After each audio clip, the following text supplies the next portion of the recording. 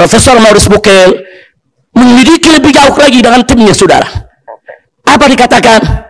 Ternyata jasad ini mati berdasarkan ilmu forensik bukan karena tenggelam, tapi karena apa? Karena depresi.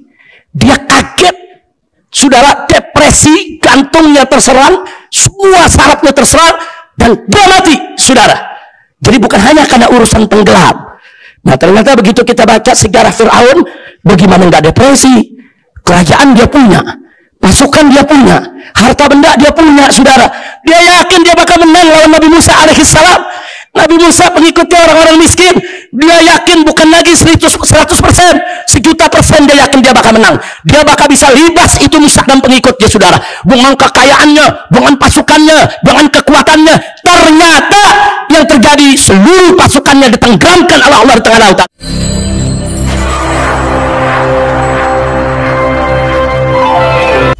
Assalamualaikum warahmatullahi wabarakatuh.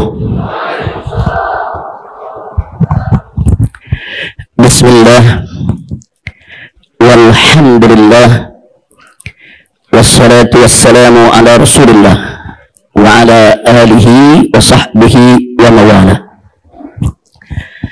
Siyadatul habaib wal masyaikh wal ulama wal dakatirah wal asatidh wa jami'il hadirin al-ahibba'il a'izza rahimakumullah.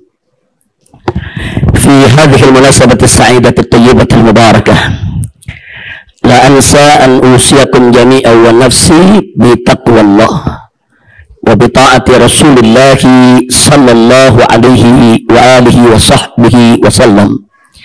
فنسأل الله سبحانه وتعالى أن يهدينا إلى صراطه المستقيم ويجعلنا من المتقين. آمين يا رب العالمين والحمد لله رب العالمين. Kepada para habaib, para alim ulama, para masyaikh, para asatidzah, dan seluruh hadirin dan hadirat, satu kehormatan dan kebahagiaan tersendiri bagi saya pada kesempatan hari yang penuh kebahagiaan dan keberkahan ini bisa hadir dalam satu acara yang luar biasa, yaitu acara wisuda para penghafal Al-Quran yang dilaksanakan oleh Ma'had Al-Askar. Kita sama mendoakan semoga yang mendirikan Ma'had Al-Askar, yang memperjuangkannya, yang mengurusnya, wabil khusus keluarga besar akhina Al-Fadil Syekh Fahmi bin Abdul Qadir Al-Askar hafidhahullah ta'ala wa ra'ah, senantiasa mendapatkan limpahan rahmat dan barakah dari Allah subhanahu wa ta'ala. Dan mudah-mudahan Ma'had Al-Askar, nasallallahu subhanahu wa ta'ala an yaj'alahu ma'hadan ma'muran munawwaran salihan tayyiban nafi'an mubarakan, amin ya rabbal alamin. Baik ahiba'il kiram, acara demi acara sudah sama kita ikuti dengan seksama.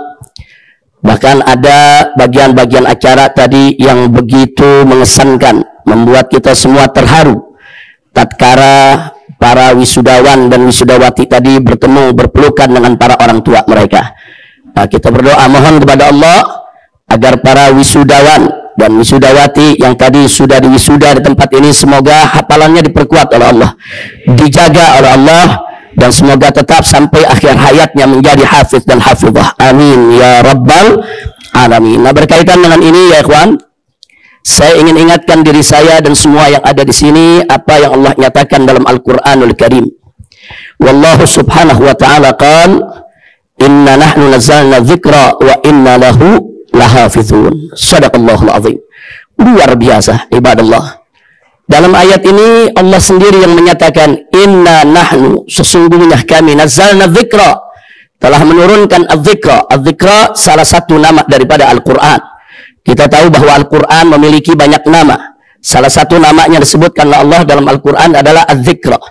Inna nahnu nazzalna dzikra wa inna lahu lahafizun.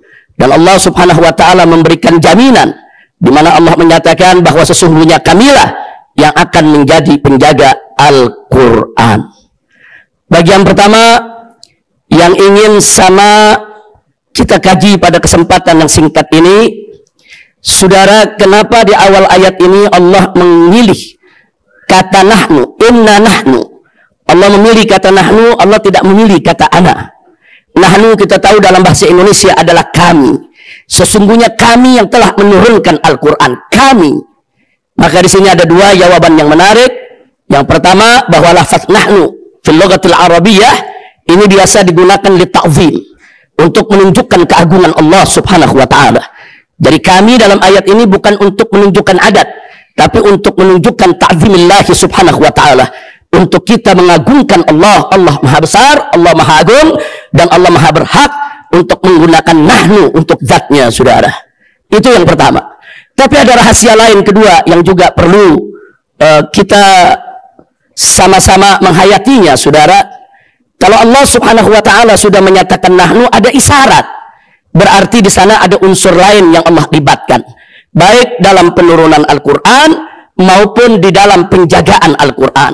Di dalam menurunkan Al-Quran, unsur lain yang Allah libatkan. Pertama adalah malaikat Jibril alaihissalam, yang Allah libatkan, Allah tugaskan untuk melakukan proses pewahyuan kepada Nabi kita Sayyiduna Muhammad sallallahu alaihi wa alihi wa sahbihi wasallam. Nah, kemudian nggak sampai di situ. Kemudian Nabi alaihissalam setelah menerima proses pewahyuan Al-Quranul Karim, beliau sampaikan kepada para sahabatnya yang mulia radhiyallahu anhum, di mana kemudian para sahabatnya menyampaikan ke tabi'in, tabi'in menyampaikan ke tabi'in, dan seterusnya sampai ke zaman kita sekarang ini. Jadi bagaimana Allah menurunkan Al-Quran kepada kita melalui proses pewahyuan, melalui malaikat Jibril kepada Nabi. Kemudian Nabi menyampaikan ke sahabat, sahabat menyampaikan ke tabi'in, tabi'in menyampaikan ke tabi'in, dan seterusnya sedemikian rupa. Inilah unsur-unsur lain yang dilibatkan oleh Allah Subhanahu wa taala di dalam menyampaikan Al-Quran hingga sampai kepada kita saat ini. Alhamdulillahi Rabbil Alamin. Nah, bagian berikutnya adalah ternyata yang dilibatkan oleh Allah Subhanahu wa taala ini bukan hanya dalam soal penurunan Al-Quran. Karena berikutnya Allah menyatakan wa inna lahu lahafidun, dan sesungguhnya kami yang akan menjadi penjaga bagi Al-Quran. Nah, di dalam menjaga Al-Quran pun Allah Subhanahu wa taala juga menggunakan kata inna. Lagi-lagi Allah menggunakan kata kami, saudara. Kenapa? Karena ternyata di dalam menjaga Al-Quran Allah juga melibatkan unsur-unsur lain. Allah pilih, Allah berikan tugas kepada mereka untuk menjaga Al-Quran. Nah, siapa di antara yang dipilih oleh Allah untuk menjaga Al-Quran? Al-Huffaz. Mereka-mereka yang menghafal Al-Quranul Karim. Jadi orang-orang yang dipilih oleh Allah, saudara, di seluruh dunia ini Allah anugerahkan kepada mereka hafalan Al-Quranul Karim. Berarti mereka dipilih oleh Allah ikut menjadi penjaga Al-Quran. Subhanallah. Jadi perlu kita ketahui bahwa Al-Quran sejak awal dari zaman Nabi alaihissalatu wassalam sampai hari ini mahfuzun fi suduril muslimin. Mahfuzun fi sudur, bukan mahfuzun fi sutur, saudara. Jadi Al-Quran bukan hanya yaitu tersimpan di balik lembaran-lembaran mushaf, saudara. Tapi yang lebih utama lagi adalah Al-Quran disimpan oleh Allah di dada-dada orang yang beriman. Makanya mari kita lihat sepanjang sejarah kolonialisme, saudara.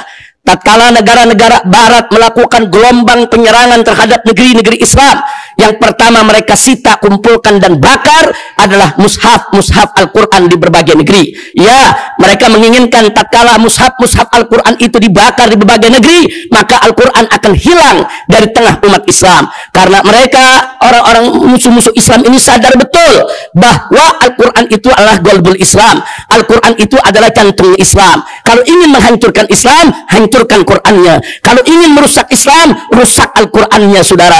Maka itu di benak mereka pikir dengan membakar Al-Quran, memusnahkan mushaf Al-Quran di berbagai negeri yang mereka lakukan gelombang serangan habis-habisan. Mereka pikir dengan itu Al-Quran akan hilang dari tengah-tengah umat Islam, saudara. Mereka tidak tahu kalau Al-Quran itu disimpan oleh Allah bukan hanya fis sutur, tapi Allah simpan fis sudur, fis suduril mukminin. Allah simpan di dada, di jiwa daripada orang-orang yang beriman.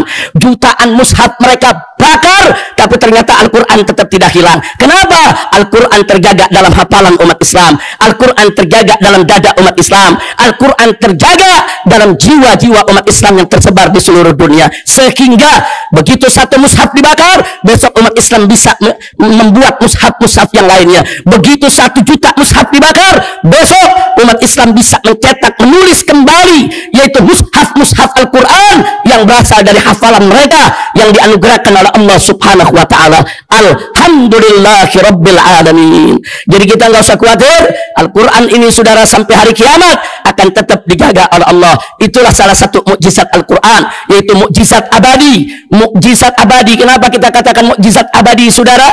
Karena Al-Quranul Karim tetap bisa disaksikan sebagai mukjizat, tetap bisa dirasakan sebagai mukjizat sepanjang zaman.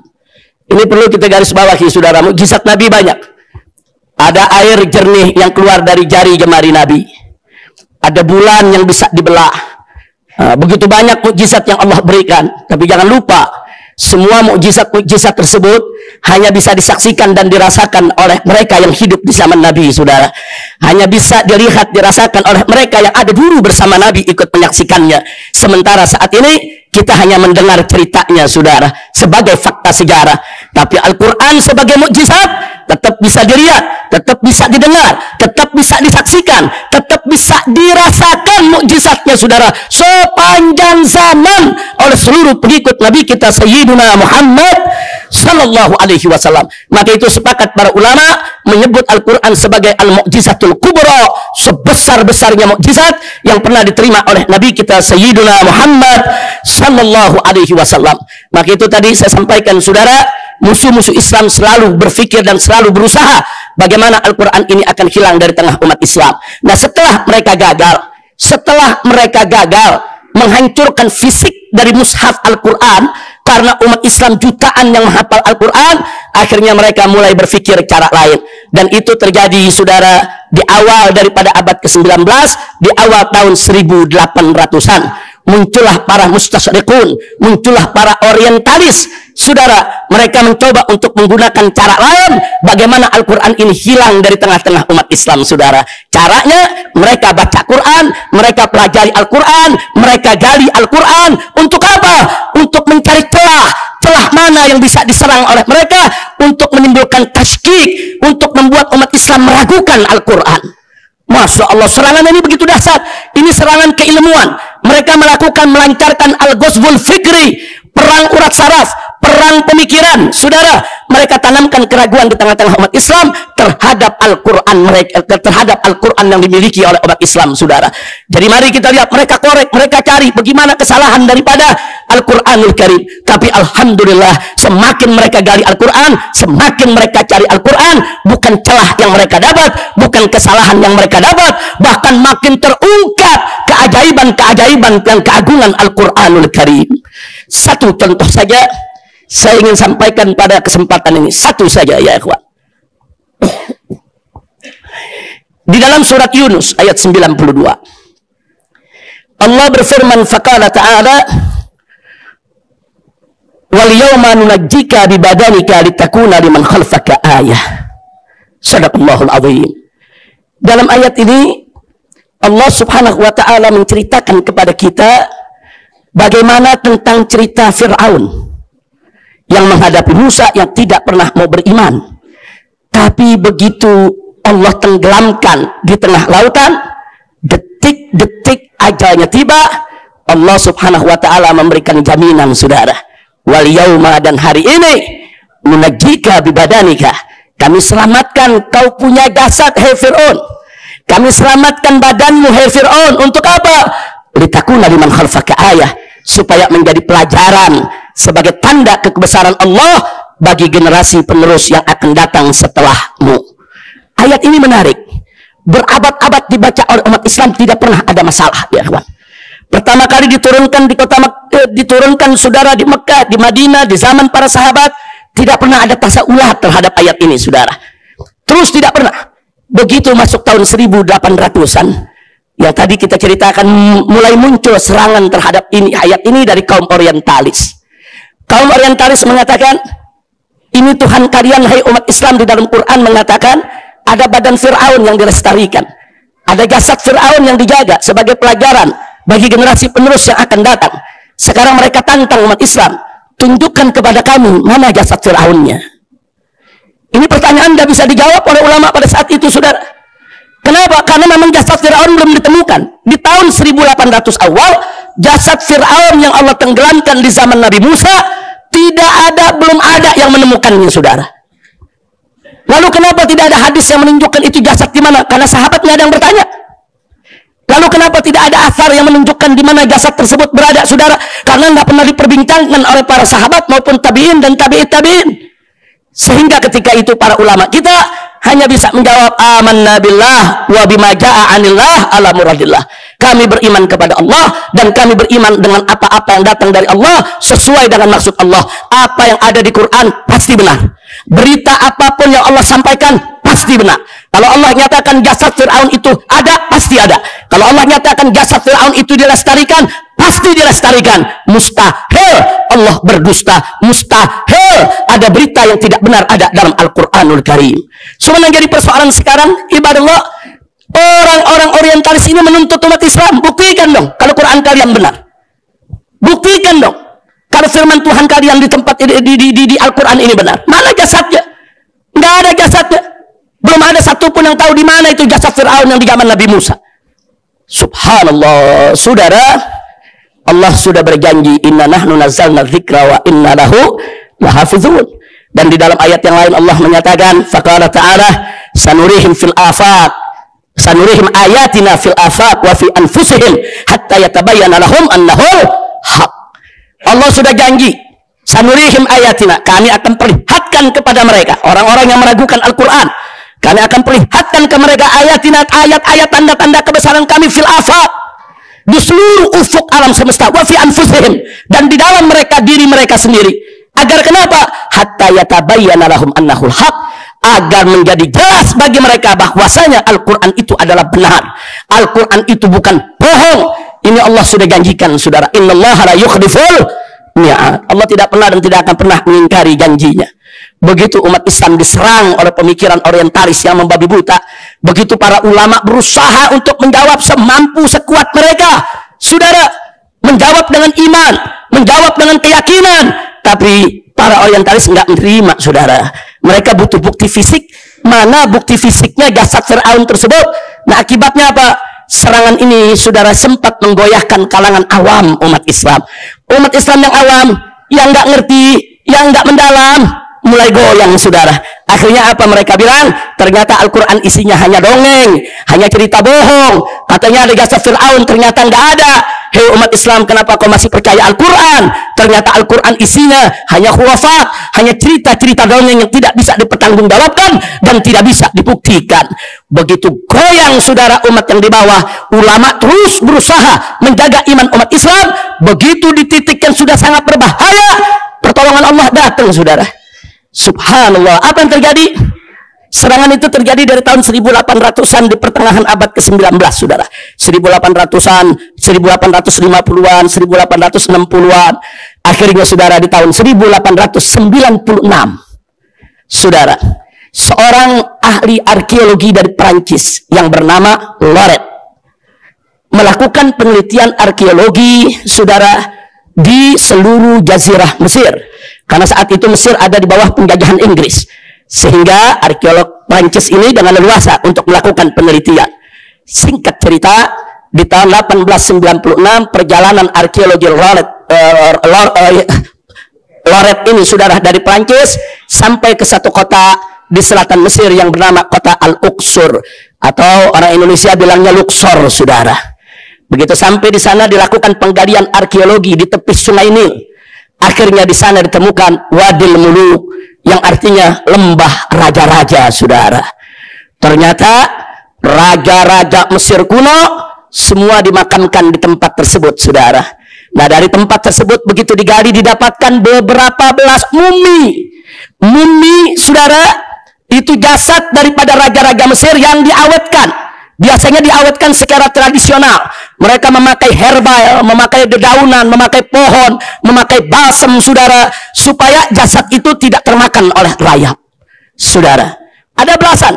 Mereka dapatkan belasan mumi dan kemudian dibungkus, saudara, dengan kain sedemikian rupa agar jasad itu bisa awet. Dan ini hanya dilakukan untuk raja-raja Mesir kuno, karena Fir'aun itu sebetulnya gelar, saudara. Ada Fir'aun yang pertama, Fir'aun kedua, ada Ramses dan lain sebagainya. Singkat cerita, saudara, titik terang mulai muncul. Belasan mumi raja Mesir ditemukan, saudara. Ini tahun 1896. Tapi ketika itu pemerintah Perancis yang menjajah Mesir melarang mumi tersebut dibuka, saudara. Tapi sudah mulai ada tasaulat. Oh, jangan-jangan ini salah satunya adalah jasad Fir'aun yang di zaman Nabi Musa. Makanya pemerintah Perancis nggak kasih buka dulu. Karena kalau ini dibuka ternyata betul ada jasad Fir'aun zaman Nabi Musa, maka serangan mereka bubar semua, saudara. Serangan pemikiran mereka selama ini mengganyang umat Islam bubar, saudara. Maka itu, saudara, berita ini mereka sembunyikan. Singkat cerita, saudara, di tahun, saudara, 1900 awal, 920-an, saudara, seorang arkeolog dari Prancis juga, Elion Smith namanya, saudara.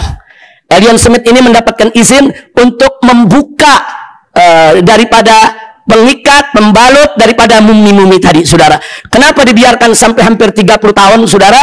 Karena mumi ini nggak boleh sembarang dibuka. Kalau dalam keilmuan takut begitu dibuka, rusak, akhirnya bukti sejarah hilang, saudara. Jadi cara membukanya pun mereka harus pakai teknologi. Mereka tunggu, mereka selidiki sedemikian rupa, baru di tahun 1920-an dibuka, saudara. Yang buka adalah Elion Smith atas izin pemerintah Prancis. Begitu dibuka, dari sekian belas jasad yang ada, hanya satu jasad yang kelihatannya jauh lebih utuh dibandingkan jasad yang lain, saudara. Jasad yang lain sudah hampir punah, jasad yang lain sudah hampir rusak, saudara. Tapi ada satu jasad, saudara, yang kelihatan sangat utuh, saudara, dibandingkan jasad-jasad yang lain. Di sini Elion Smith dan kawan-kawan mulai curiga, saudara. Jangan-jangan ini jasad Fir'aun yang ada di zaman Nabi Musa, tapi itu nggak berani mereka umumkan, saudara. Akhirnya jasad-jasad tersebut dibawa ke Prancis, disimpan di museum di Prancis, disembunyikan sampai tahun 1975. Luar biasa, saudara. Hampir 100 tahun dia sembunyikan. Kenapa disembunyikan? Supaya mereka tetap enak nyerang umat Islam. Mana buktinya? Mana buktinya jasad Fir'aun? Mana buktinya? Itu ayat bohong, itu ayat fiktif, itu ayat khurafat. Dia olok-olok umat Islam, saudara. Tapi alhamdulillah di tahun 1975 seorang ahli forensik Prancis, Profesor Dr. Maurice Bucaille, saudara, dia mendapatkan izin dengan tim forensiknya untuk meneliti jasad dari mumi-mumi tadi, saudara.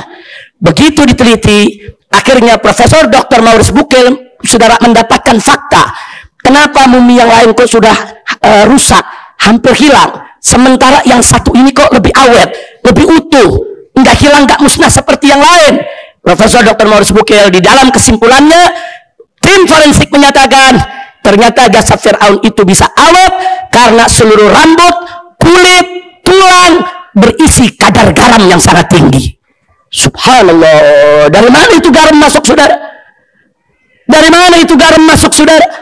Kalau bukan Allah yang masukkan, banyak orang tenggelam di laut, saudara. Tapi enggak, kadar garamnya enggak masuk ke seluruh daripada bagian tubuhnya. Banyak orang mati di laut tapi akhirnya busuk di lautan, saudara. Tapi ini lain. Kalau dia banyak kadar garamnya, kenapa? Karena ini adalah jasad Fir'aun yang ditenggelamkan oleh Allah di lautan, saudara.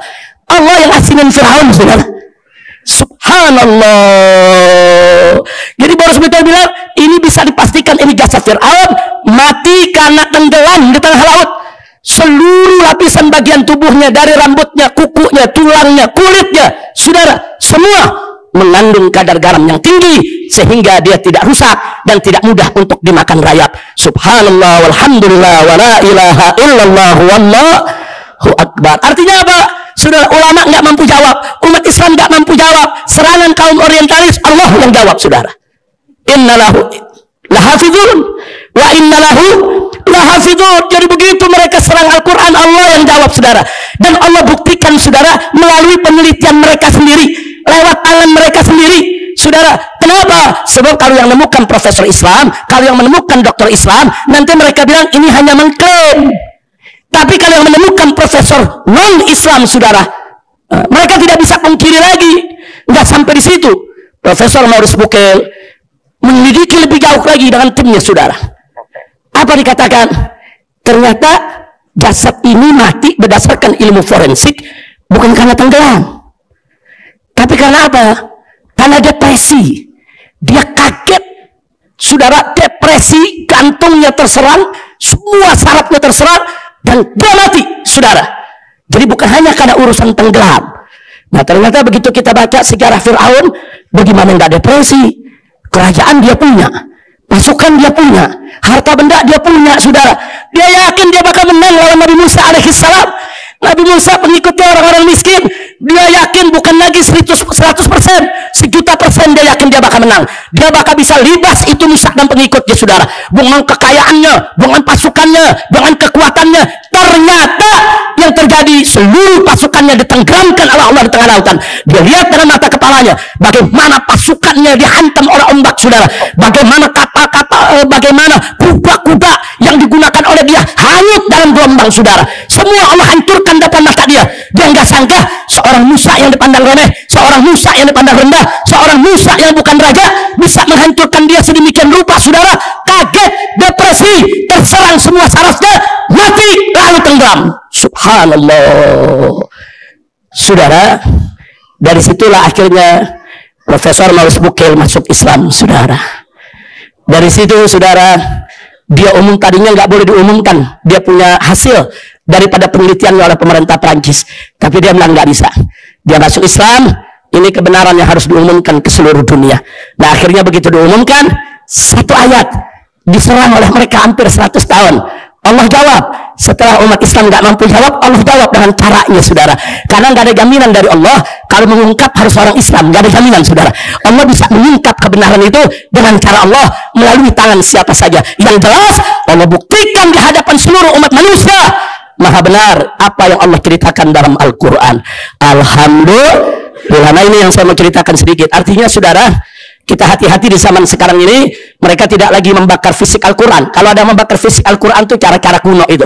Udah ketinggalan zaman. Sekarang ini mereka menghancurkan Al-Quran, saudara, dengan jalan mencari celah dalam Al-Quran. Bahkan saat ini, saudara, mereka menantang umat Islam untuk menggunakan hermeneutika di dalam menafsirkan Al-Quran. Hati-hati, saudara.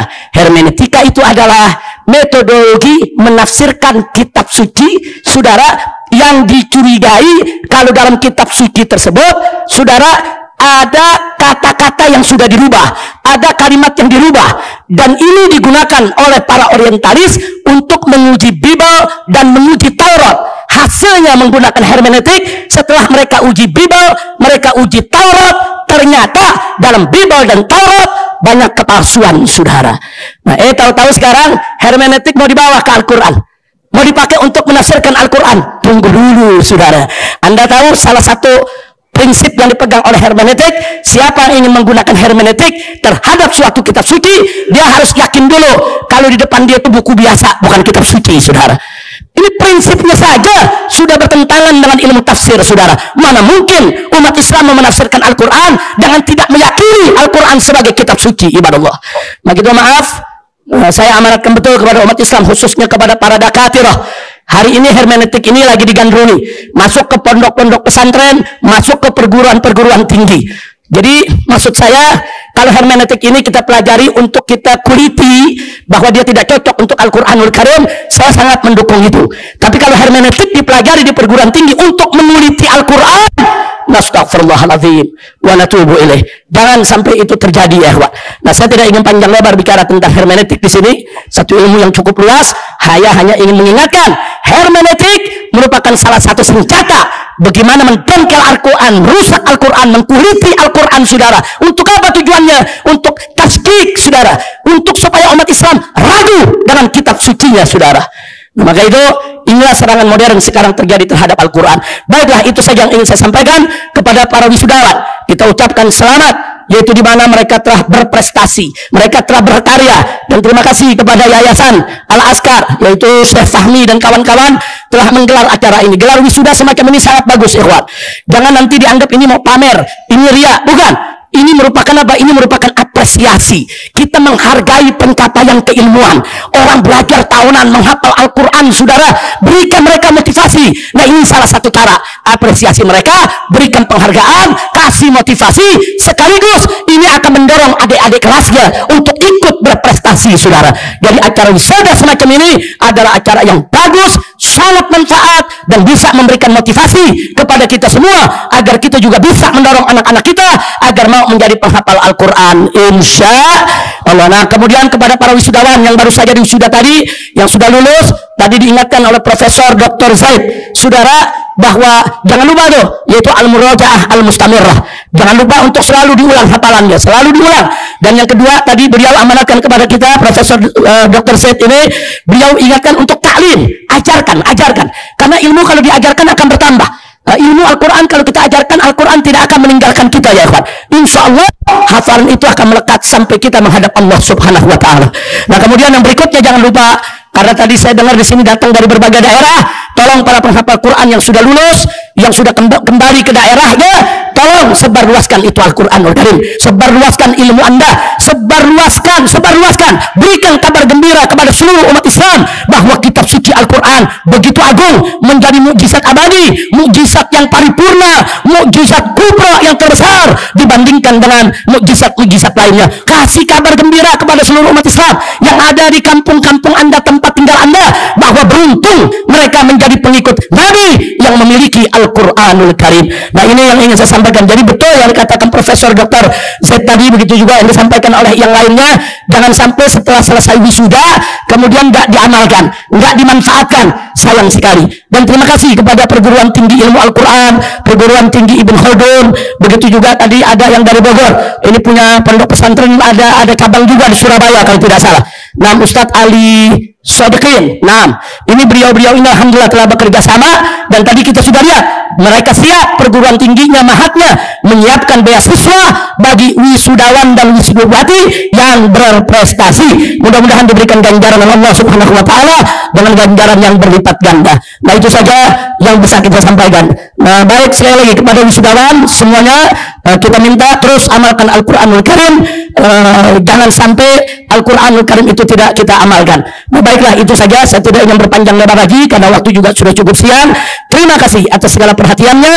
Mohon maaf atas segala kekurangannya. Dan jangan lupa para wisudawan yang sudah pulang nanti doakan selalu, yaitu para gurunya, para ustadznya yang ada di Mahat Al-Askar, baik yang di Kendari, yang di Bogor, yang di Jabodetabek dan lain sebagainya. Doakan agar mereka senantiasa diberikan oleh Allah panjang umur, dalam sehat walafiat, dalam taat dan ibadah, dan selalu mendapatkan kemenangan dalam perjuangan dakwahnya.